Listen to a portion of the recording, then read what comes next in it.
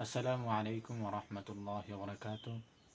আজ আপনাদের সম্মুখে আলোচনা করব শয়তানের প্রথম কাজ কী ছিল।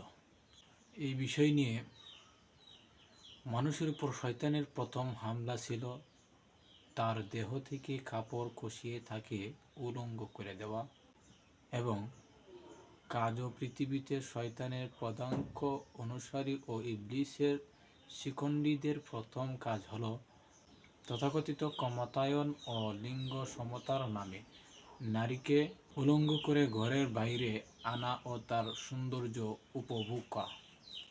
অথচ পৃথিবীর বিগত সভ্যতাগুলি ধ্বংস হয়েছে মূলত নারী ও মদের সহজলভ্যতার কারণেই।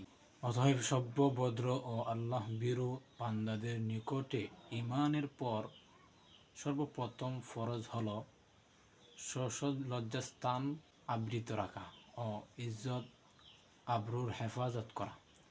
অন্যান্য ফরজ সবই এর পরে।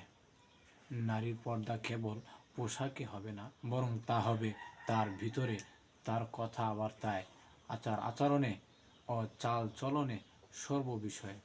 পরনারীর প্রতিটি অঙ্গভঙ্গি ও মিষ্ট কণ্ঠস্বর পর পুরুষের হৃদয়ে অন্যায় প্রভাব বিস্তার করে। অতএব লজ্জাশীলতাই মুমিন নরনারীর অঙ্গভূষণ, পারস্পরিক নিরাপত্তার গ্যারান্টির।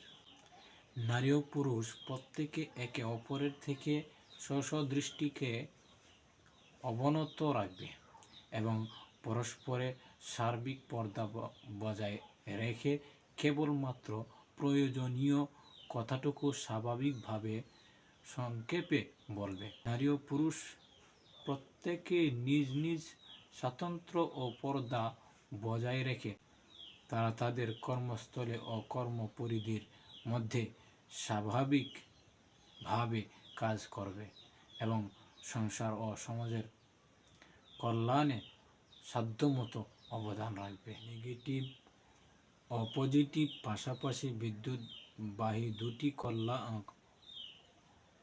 দুটি কেবলের মাঝে প্লাস্টিকের আবরণ যেমন পর্দার কাজ করে এবং অপরিহার্য অ্যাক্সিডেন্ট ও অগ্নিকাণ্ড থেকে রক্ষা করে, অনুরূপভাবে পরনারী ও পরপুরুষের মধ্যকার পর্দা উভয়ের মাঝে গঠিত যে কোনো অনাকাঙ্ক্ষিত বিষয় থেকে পরস্পরকে হেফাজত করে।